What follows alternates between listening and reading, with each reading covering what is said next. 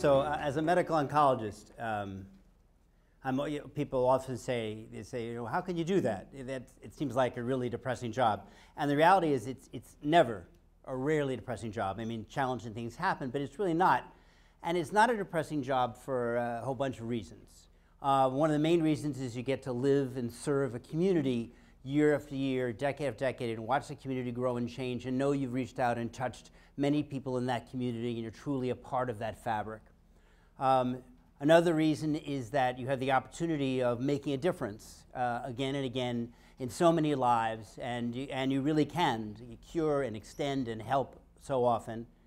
And another reason, of course, is the technology itself. I mean, the science of oncology is just fantastic, changing rapidly, and in the time that I've practiced, we see the explosion of molecular medicine and immune medicine and new therapies, and the technologies are just incredible. Having said that, I never imagined a reason it would be fun to be an oncologist, because suddenly I get to sit up here and start talking about marijuana. I mean, when I went to medical school, when I was in college, medical school was that smell that wafted down the hall when you were trying to do your work, and other people didn't really care about it. And now, now full circle, now I'm back up here, and I'm the smell wafting down the hall. Now I am out here the opportunity to talk about this. And what's so interesting about medical marijuana, cannabis, is that this is like a really cool story of history. This is like a social phenomenon. This has got mystery in it, it's got challenges, it's got law, and it's got a really exciting medical breakthrough at the same time. So this is really kind of fun. And we've been involved at RCCA. We were a very early adopter of medical marijuana in the state. We were registered right at the start, 7 years ago. We have over 800 patients that have been we've prescribed medical marijuana to. We've seen it work in a wide range of diseases. We're gigantic supporters. We don't sell marijuana. We'll explain how that works. But we do prescribe it to our patients, and we believe in it strongly. But it's been a very interesting journey for us, for our patients, and I think it's just it's remarkable to think about the time we are. So how did we get here? I mean, so how did we come to the point that we're now all together trying to decide, wait a minute, do you want me to smoke marijuana as opposed to sitting in the corner and drooling when I'm sick? How did we get here? So marijuana is a very, very old medicine. It is one of the oldest of medicine. So we know that marijuana was being cultivated for use as a fiber and as for medical use at least between 10 and 12,000 years ago. We know that it is described in early Chinese textbooks, and I mean early, like 3000 BC textbooks, of its use for pain, for nausea, for other symptomatology. We know the Egyptians used it extensively in wound care. We know Indians dating back way BC were using it in a broad range of medical conditions. We know that through the ages, throughout the world, marijuana has been heavily used in a broad range of medical uses. And through the Middle Ages and stuff, it was broadly used, particularly in the Far East, less and less in Europe. It seems to have faded away in Europe, in between 1000 and 1500. It seems to have vanished pretty much. But was rediscovered in this country by a Dr. William O'Shaughnessy, who was an English physician who took a tour of India in about 1840, and they were using it heavily. He said, wow, well, this looks really interesting. And he did some studies, and he found it was good for nausea, it was good for some pain, and he brought it over here, and it was in use in this country by 1850. And the U.S. Pharmacopoeia, by which New Jersey wrote the first U.S. Pharmacopoeia in 1862, lists marijuana, and it's used for multiple different medical conditions. And by 1900, this was a widely used therapy throughout this country and was widely used throughout the population. Most physicians, including William Osler, listed it as an important drug in their armamentarium, and it was used for a wide range of conditions coming into the 1920s and early 1930s. So why did it vanish? And marijuana was not illegal. It was widely available both medically and people using recreationally. So why did it vanish? And I think the story of why marijuana vanished is a really interesting story, and there's different takes on it. So one take, hemp, the plant, and hemp and marijuana, that's the same plant, has a lot of uses. It's a very solid fiber. You can make clothing out of it. You can make packaging material out of it. You can convert it into oil for burning. You can convert it into dyes. You can make a wide range of stuff from it. And so one reason that people think it started to die in the 1930s is the competition with other industries, the cotton industry, the oil industry, and they started to push back. And there probably is some component of that. One of the more interesting things that happened at this time, though, particularly in our present 2019 social environment, is another phenomenon which had to do with racism. So marijuana that was being used and available in this country from about 1860 to about 1920 plus was generally in the oil form, was generally used in a liquid form. But between 1910 and 1920, approximately 1 million Mexicans fleeing the war there fled into the southern states of the United States. And in the same time period, African Americans in the southern states started to migrate into the north. And those populations smoked marijuana. In fact, at that point, people called it cannabis. Uniformly, they called it cannabis. And the term marijuana was a term that was started to be applied to the smoked marijuana that the African American and Mexican populations were using. And along came Harry Anslinger. Harry Anslinger was one of the senior executives during Prohibition, which didn't go too well for Harry. So he was then put in charge of the Federal Bureau of Narcotics. And Harry was a racist. And Harry wanted a way to target this population. So he then started a large pushback against smoked marijuana as being evil, causing violence, causing criminality. And he was behind the movie Reefer Madness, which was pushed back. And they started this gigantic anti-marijuana revolution, which took off massively. And by the late 1920s, multiple states had passed laws saying that marijuana is danger, causes criminality, causes violence. And eventually, in the 1937 Narcotic Tax Act, made marijuana illegal across the United States.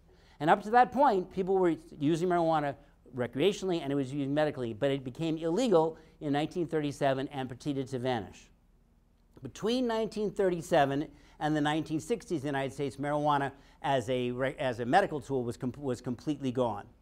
Now, it's interesting the marijuana itself changed in this time period too, which made it even more challenging to make it legal. The marijuana of 1920 had about 20% THC. THC is the component in marijuana that gets you high. Had about 20%. But when marijuana went black, when it became illegal, in order to get better concentrations, in order to grow it in small amounts, growers started to select out marijuana with higher THCs. And by the 1960s, where we're all familiar with marijuana, was approaching 75% THC, a much more powerful compound, which made it much harder to use as a medical thing because no one wants to use something that you smoke and immediately you're laying on the ground drooling and stuff. That doesn't do you much good. So marijuana itself started to change. But that's the United States. Around the rest of the world, people had not gotten this message. They avoided Harry Anslinger. And countries around the world started to look at marijuana. So if you look at what already by the 1960s, Israel was doing a lot of research. Australia started doing research. Other parts of the world started to look at marijuana, try to understand marijuana better. And it looked like marijuana was going to start to have a comeback until about 1970. And in 1970, Richard Nixon, in what was supposed to be a temporary action, classified marijuana as a Schedule I drug. Now, all drugs are classified 1, 2, 3, 4. And a 4 is the Tylenol you buy in the pharmacy. A 1 is heroin, crack cocaine, and anything that's highly lethal and highly addictive. And marijuana, in what was clearly supposed to be a temporary classification in 1970, was classified as a Schedule I. And once it was classified as Schedule I, that pushed it deep underground because you could no longer do research on it, you couldn't study it, you couldn't possess it, et cetera, and any funding to do research completely dissolved. And that ended any strong federal movement to develop it and try to bring it more into the population. So what happens next, in the next 25 years, is that the general population, people around like you and I, started to realize that on occasion, if they used marijuana when they're sick, they felt better. And people started to realize, there's something here. The doctors are missing it. Who knew? We miss half the good ideas sometimes, I think. The medical profession, the pharmaceutical industry was missing it, and the pharmaceutical industry was missing this for a particular reason, and that is that marijuana is not liquid soluble. It's not water soluble, which means you can't make a really good marijuana pill. So that doesn't absorb well. No matter what form you put marijuana in, when you swallow it, it takes a long time to absorb. You take an oxycodone, it absorbs in 10 to 12 minutes, you feel better in 15 to 20. You take marijuana, 2 hours from now, it takes effect. So there was no pharmaceutical industry that, pushing back. You had this gigantic legally pushing back, and doctors had missed this completely. But the general population of people started to say, wait a minute, this is really good for us. This is something that is of help to us. And you start a groundswell of change coming from the general population. I frequently make the analogy that this is very similar to hospice, palliative medicine, which is to say that came from the general population too. I mean, physicians, with the medical side missed that too. It came from that side. This is a pushback from the general population. And gradually you got a groundswell of people that said they wanted medical access. The New England Journal of Medicine picked up in the early 90s that this was really a good idea. They wrote a very strong editorial indicating that marijuana should be deregulated from a Schedule I to a Schedule II, or even a Schedule III. Needless to say, that has been ignored to this moment because marijuana is still a Schedule I as we talk right now, therefore still against federal law.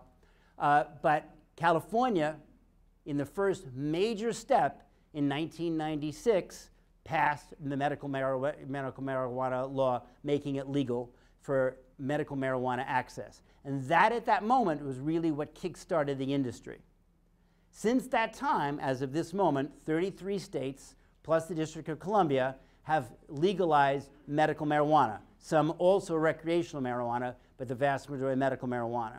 In addition to which, many of their laws are becoming increasingly transparent and transitory. You can take a New Jersey marijuana card today and go to New York, go to the District of Columbia, or go to Arizona, and you can buy marijuana. You can just take a New Jersey's driver's license, go to Florida, and you can buy medical marijuana. And it's becoming more transparent, and easier to cross lines, with marijuana. New Jersey was not bad on this. We passed the first law legalizing medical marijuana seven years ago. This was signed by Governor Corzine.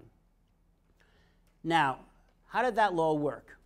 That's a really interesting problem. How do you write a law for something that's against federal law? And how do you do that? Because it clearly is against federal law. So there's several things that made this possible.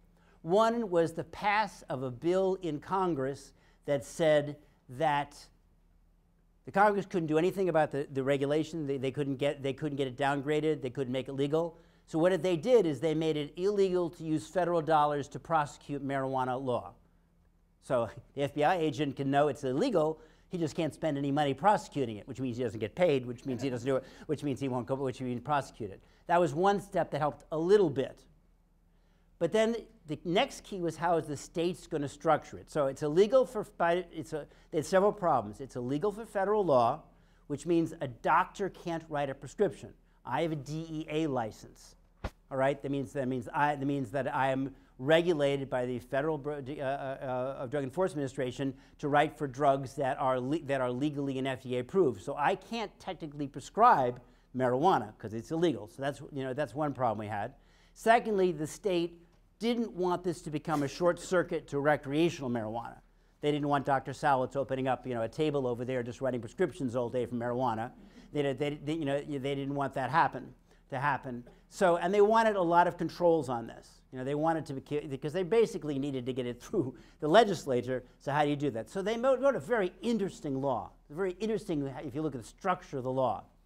And that is, they reversed how most prescriptions are done. So most drugs that are approved by the FDA, if I have a physician with a medical license, I can use for anything I want. And maybe something really stupid, but I can do it. So if someone has a blood pressure medicine, so say the FDA approves a blood pressure medicine, propranolol, and under my license, if I want to write that as a prescription to treat a brain tumor, that's legal. It's also malpractice, but it's legal because my license controls what I decide to prescribe it for. The state reversed that. The state said, doctor, we will tell you the specific things you can write it for. And originally it was 5 indications. We will tell you the specific things you can write it for, and you're not going to actually prescribe it. You're going to certify that the person has those conditions. So we talk about, and I still use the language, me prescribing marijuana, but technically that's not what a physician does. What a physician does is certify the presence of a condition that the state has said they will supply marijuana for if those conditions exist. So this is a reversal of the normal prescribing process. In a sense, the state took the burden of prescribing because I guess the state figured they couldn't be arrested. It's kind of hard to arrest an entire state. So what happens in the process is that the doctor certifies the existence of the condition, and the state then supplies it. Then the state decided they're going to be very restrictive in where this would be available. So they set up they only allowed at first 5 places in the state that it would be available. And those places had to grow the marijuana on site. They had to process the marijuana on site if they wanted to make it into something else, oil or this, or just basically putting in little bags. And they had to sell it on site. Very restricted sort of a model. Again, this stopped people driving down the road with bales of marijuana. It stopped little shops down the street, et cetera. And again, they're trying to have very restricted controls. And they said specific doctors had to register to be part of the program. And then once they're registered by the program, which had some minimal training requirements, then when they saw a patient, they had to have a relationship with that patient of some sort. It was defined in several ways. And then they had to certify it. And then they can only certify it a certain amount. In the original law, said up to 2 ounces. For those of you who have not smoked marijuana, the first patient I ever saw was a little old lady. She was 92 years old. I wrote for 2 ounces of marijuana. I get this phone call from the son. Do you have any idea how much marijuana you just prescribed my mother? So I had no idea. Anyway, you can go up to 2 ounces in the original law, and you can only do it for 2 ounces a month for a maximum of 3 months. So these are very limited controls. Then also the programs had to have these strain of marijuana they were selling certified by the state, through the state. And then for what it's worth, all the marijuana in Jersey, I don't think it's part of the law, it's just the way it worked out. It turns out to be organic. It's supposed to be organic and pesticide free and everything, and that's the way it's grown here.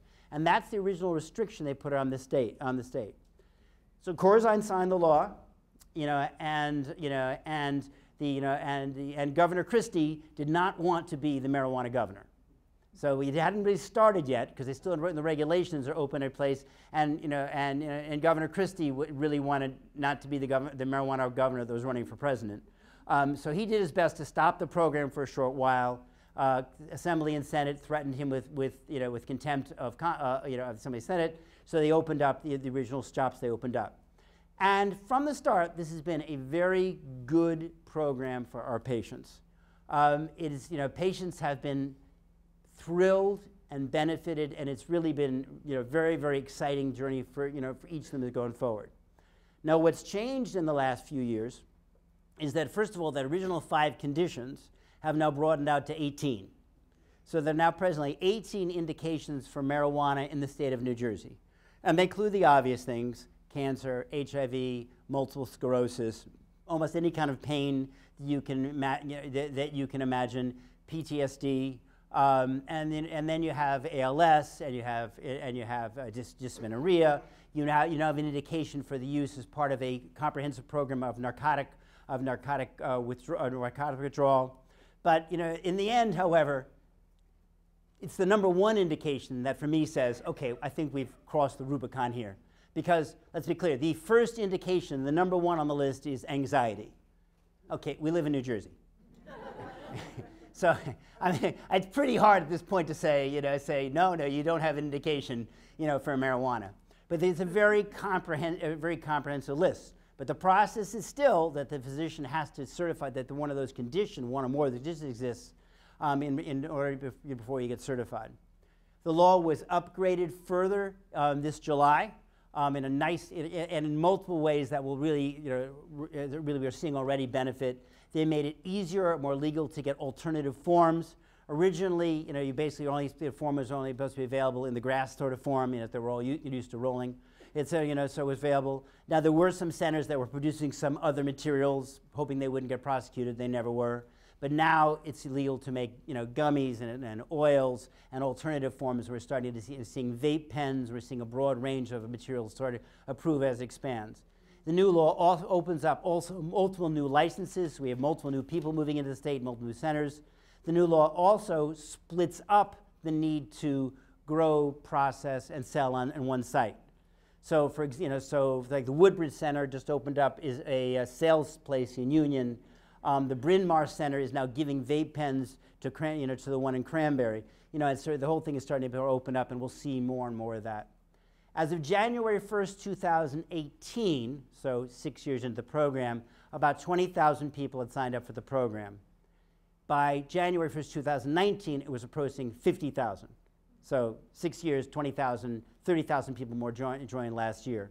And what's happening is you're getting this easier access, plus the broader number of diagnoses that it's applicable for, and in addition to which, there are more physicians that are registered, in the program. We're gradually getting this comfort level, with this.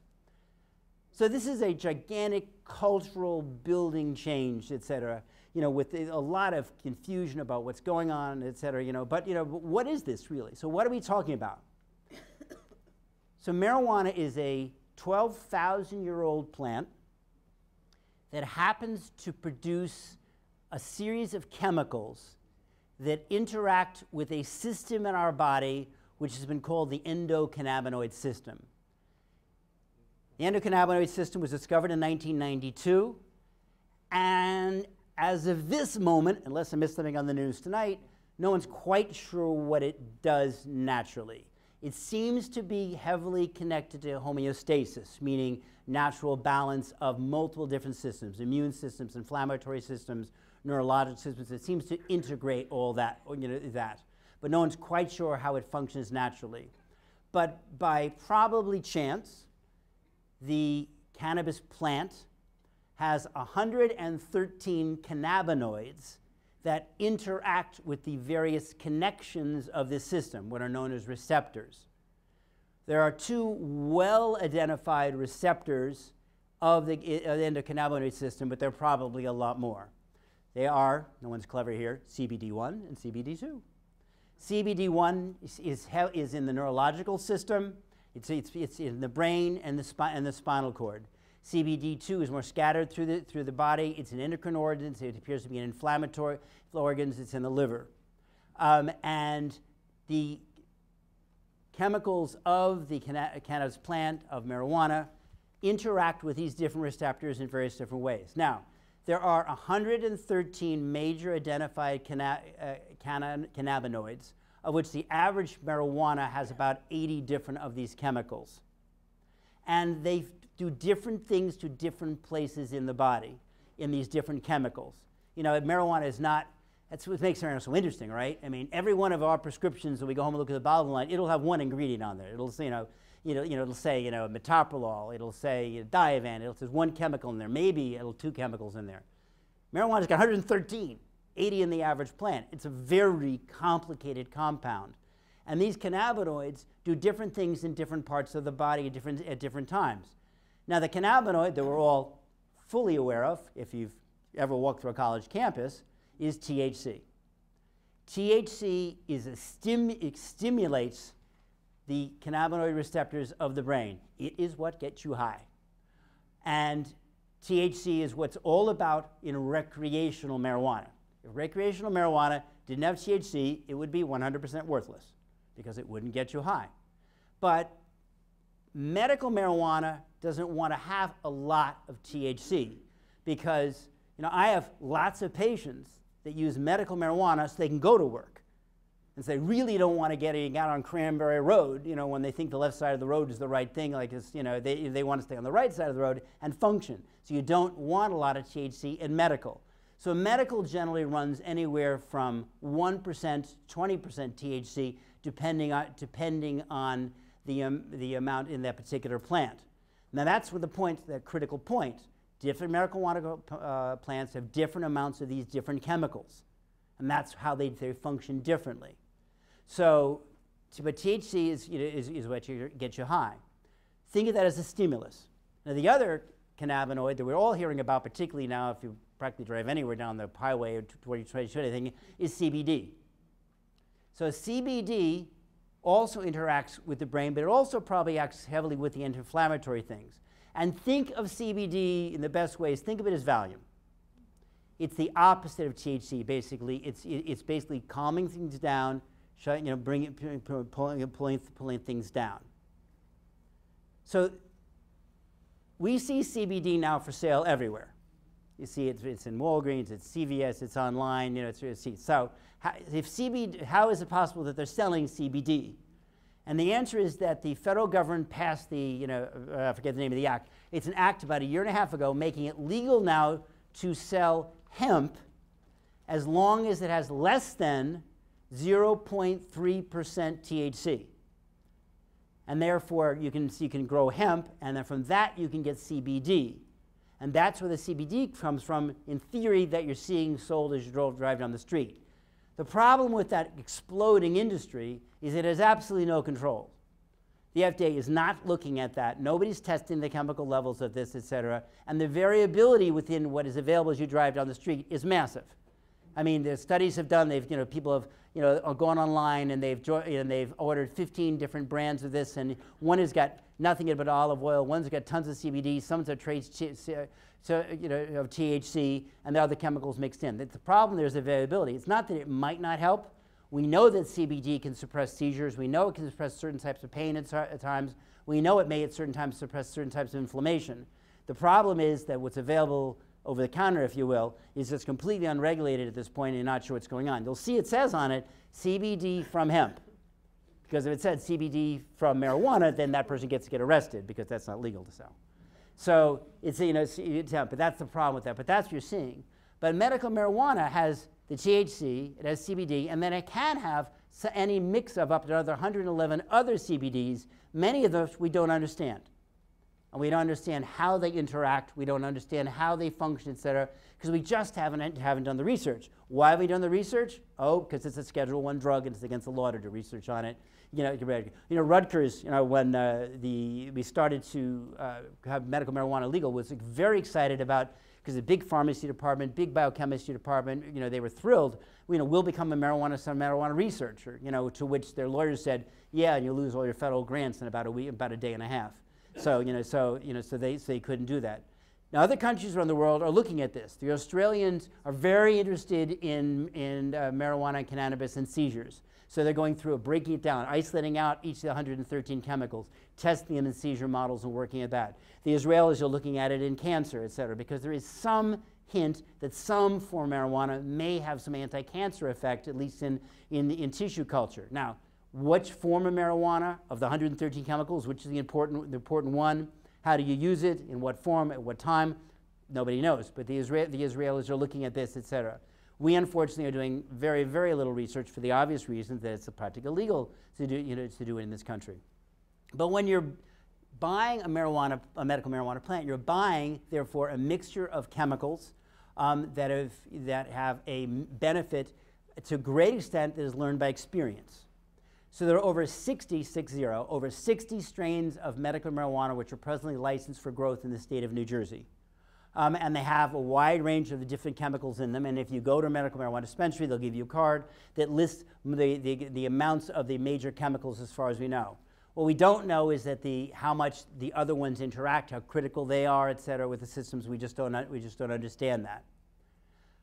But this is a complicated plant that does wonderful things. Now, first of all, for clarity, if I told you I had two substances and one can give you cirrhosis, liver cancer, dementia, esophageal cancer, and could multiple other medical problems, and you could overdose on. And I told you and was addictive. And I told you another one was not addictive, you couldn't overdose on it, didn't interact with any of the drug, and its only major side effect is it might occasionally get you high, which one would you legalize? Well, obviously you wouldn't legalize alcohol. But marijuana is the one that is illegal. Marijuana is an incredibly safe compound. I know we were all growing up in the era the reefer madness was still kind of going through. This is all the most terrible, violent drug there is. But marijuana is an incredibly safe compound. It is not addictive. Now, people say, is it a gateway drug? I think, in my mind, if you think about it being a gateway drug, and by gateway drug meaning that if you start using this drug, you're more likely to go on to harder drugs like heroin, crack cocaine, et cetera. I think if it's a gateway drug, it's because the same people, when it's illegal, that sell marijuana also sell cocaine, crack cocaine, and dangerous drugs that are highly addictive. And let's be clear, marijuana doesn't have high profit margins. It's about a 10% profit margin. Fentanyl, 300% profit margin, highly addictive. So if I've got you taking marijuana, et cetera, and I have the opportunity to expose you to these drugs, I think that's where it tends to be a gateway. You cannot overdose on marijuana. There has not been a reported overdose in the history of man. 1,100 people last year died in the United States because of Tylenol overdoses. You can't overdose on marijuana. Now, I have had patients of mine that have eaten a few too many brownies, and they were surprised they woke up the next morning. But it doesn't mean it can't knock you out. It doesn't mean you can't have a bad experience, particularly if it's a high THC compound and you're not used to it. It doesn't mean that it can't have there's a paradoxical nausea effect that some people have, that they smoke at for nausea and said get nausea. It's uncommon, it doesn't have. It doesn't mean those things can't happen, but it does mean it's an incredibly safe compound. As an oncologist, it doesn't suppress your bone marrow. It doesn't interact with any other drug. You could take it with another pain medication at the same time, et cetera. It is a remarkably safe compound. It's a compound to use. And frankly, it works. This is a really remarkable thing. So we, as I said, have had an experience with over 800 patients in the last few years. And as oncologists, frankly, we got involved in it. A, we were curious. B, we thought we were getting involved in this for nausea. And it's a modest benefit for nausea. Oncology's got some really good anti-nausea medicine, so it's not always the best one, but it's another good anti-nausea medicine. But from a cancer patient doctor standpoint, it's just really good at getting you out of that whole funk of being wiped out and exhausted and overwhelmed and letting you function that much better, as well as improving nausea. It does clearly improve appetite. It can definitely help with anxiety and sleep, and sometimes in people that really need that and nothing else works, and seems to have less side effects. It is an astonishing compound for pain. Again, it's not what we got involved in for, but we've been flabbergasted about its benefit for pain. Now, some pains it's okay for, like bone pain and that kind of pain, which is something being damaged, et cetera. But it's good for abdominal cramping pain. It's good for what's called pleural pain you breathe. But there's one pain for which it's just beyond better than anything else ever developed, by far, not close. And that is any form of nerve or neuropathic pain. So whether you're talking about diabetic neuropathies, the pain that comes after shingles or zoster, where you're talking about the neuropathies that come from chemotherapy, come from any sort of nerve pain, nothing is better than cannabis, marijuana for neuropathic pain. It is just astonishing how well it works. So I saw a patient who was in the office yesterday just for renewal. So he had a leukemia. We did a bone marrow transplant about 12 years ago, and he had developed a severe painful neuropathy. He's taking $2,900 a month of pain medication and still could not work. So we started him on medical marijuana about 2.5 years ago, et cetera, and stopped all that medicine. Still takes one Percocet at bedtime, which I can't figure out, et cetera, and was able to go back to work and work and function. I've seen people with horrendous neuropathic pain in their faces, go back to work. We see people dealing with the cancer diagnosis, able to get out and get moving. I have MS patients that are able to function, be out of there, going again. We see people with all sorts of bone injury pain get going again. This makes a tremendous difference for many of our patients and stuff. Does it work for everybody? No, but a remarkably high period of the time. This has been a very successful intervention for us, for many of our patients, and we build it earlier into their regimens as they go forward. How do you use it?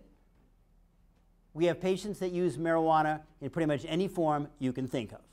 So not many patients smoke, but I have patients that smoke. A lot of people vape. Now, at this point, that brings up the question, everything in the news is about vaping and all the problems with that. Those problems have not yet been reported with medical vaping, which uses a somewhat different technology than the concerns, but people are watching that literature fairly closely. The advantage of either smoking or vaping marijuana is that it works very quickly. If you inhale marijuana, it works in about 4 minutes, which makes it very easy to adjust. You take a puff. Do I feel better in 4 minutes, 10 minutes? I could feel better than that, I get to it again, or not. The problem with the edibles, as we said earlier, is there's two problems. One, they absorb very slowly. It doesn't matter what the edible form is, they absorb very slowly from the system, et cetera. So I have literally had people, 1 brownie, 2 brownie, 3 brownie next morning. So because it takes time, so there's time. And so when you're uncomfortable right now, you want relief right now. No, I have patients that combine that. They use an oil maybe at bedtime because they don't care if it's a little longer. They use having puff during the day and they balance it out. A lot of patients will use more than one strain at different times with different amounts of the marijuana, different in each one in different concentrations because they want that benefit, et cetera. But but a lot of people like the inhaled forms just because of the speed, and the control you can have on it. Again, it's not something you can overdose on, right? So there's not a risk that you're going to take too much. You can play with it. You can try a little more. You can try a little more. You can adjust it. There is a whole learning curve. It's really easy when you can write, 1 Percocet every 4 hours. I mean, that's very straightforward. I say to people, take about 2 ounces a month. I mean, that's not really helpful. So if people have to learn how much do I use, when do I use it, how does it work with my day, et cetera. But people go through that learning curve. And as they move forward, they figure out when they want to use it, when they don't want to use it, and it makes a tremendous difference for many patients. So the process of getting marijuana in the state of New Jersey, which is getting easier and better, is relatively straightforward. You have to identify a physician who is registered with the state to supply marijuana. And there are more and more of those, who are listed. You got a handout earlier, but you can always just go online, write New Jersey marijuana, it pops right up. There's a New Jersey website for medical marijuana. It lists the physicians in the state that are registered. Not all physicians that are registered have to have their name listed there. Most do, but not all do. You can identify, physician. In my mind, this is becoming such a basic part of the toolkit, for the average physician. That I would hope that your own private physicians would register and start to use this, et cetera, so it'll be more broadly available. But you can identify a physician, in that way. You make an appointment. The physician has to, review your record. They have to build, a relationship with you, and then the physician at that point registers you with the state. This is all online. Registers you with the state, and basically what they're saying is that you have a diagnosis that qualifies under the program, or more than one diagnosis that qualifies under the program. Once you've registered under the program, they give you a printout, and it's got a couple numbers, and then you have to register for the program. And basically, it's the same website, same online, and basically what you're just doing is proving you live in New Jersey. It's a series of questions. So they want a proof of address. At some point they want a picture. Now there used to be a large fee to be in part of the program. Governor Murphy cut the fee way back, and for many people now there's no fee to be part of the program. And so you register. And then you get a card in the mail in about a weekish, a little more, a little less, that kind of looks like a driver's license card. Now, the purpose of the card is basically that if you're driving down the turnpike and get pulled over for one of New Jersey's finest and stuff, you can explain, what you were doing, or what they find in the car. Because as far as the sites are concerned, it's all online. So once you get the card and you're registered, then you call one of the marijuana centers and you make an appointment. And there are, as I said, there were originally 5, now there's 6, but there's one that could open in Highland Park, one that's open in Union. There are more and more that are opening up. and you make an appointment and need to go and sit down with a counselor. Now, counselors are not physicians, but they are certified marijuana counselors, and they have a lot of experience with their products that they're growing at that time.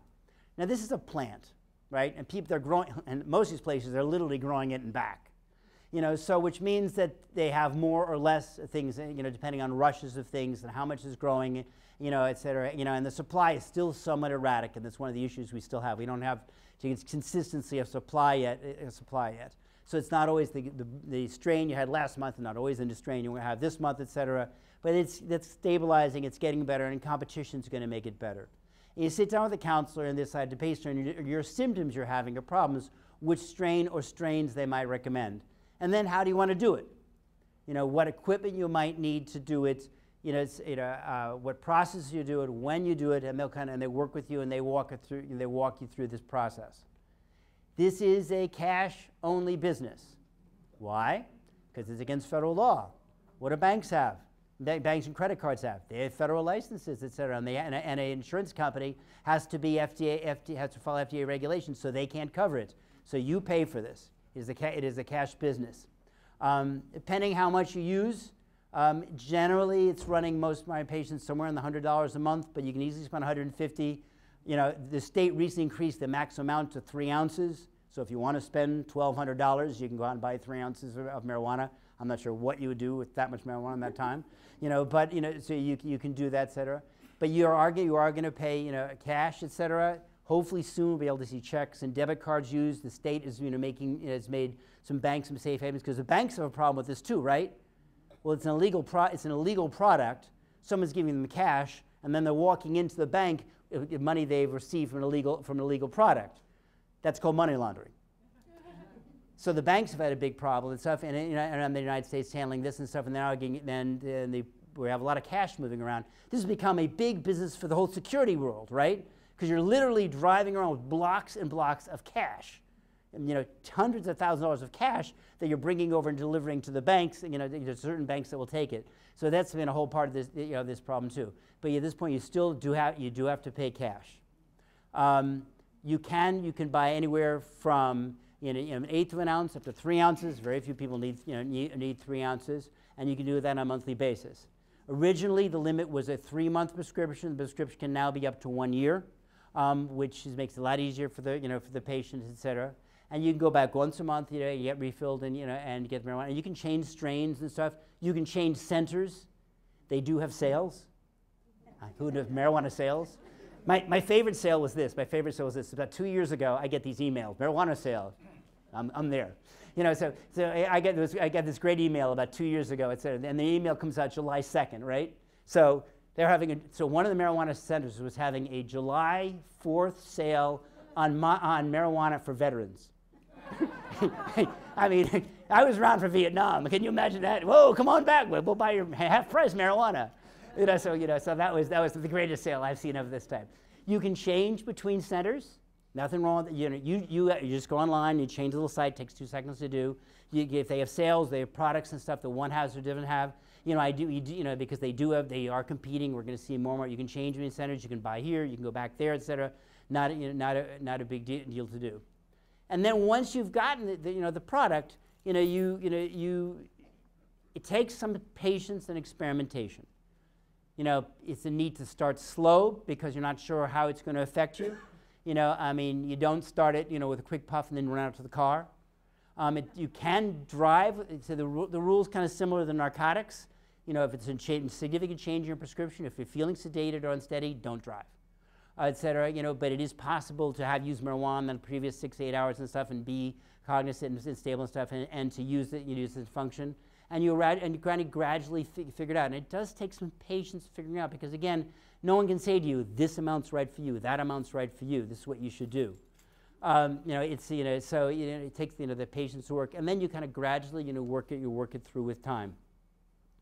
We're going to see more products coming on the market in the next coming year.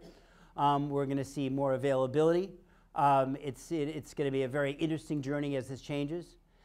This will continue whether or not in any port recreational marijuana is passed, which is a different conversation. But there are states like Colorado, California, have recreational marijuana and medical.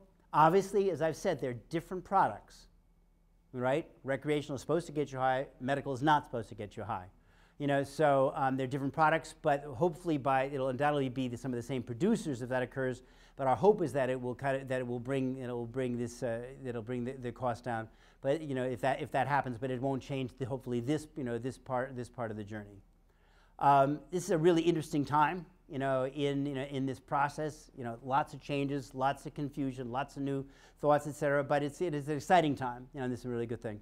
I would be remiss as a conclusion if I didn't note the presence of New Jersey Assemblywoman Nancy Pinkin, who was one of the authors on the upgrade of the medical marijuana bill, which occurred in July, for which we're very appreciative, because that clearly made it better. So again, this is an important thing. We're glad that you're all here tonight, and we move forward.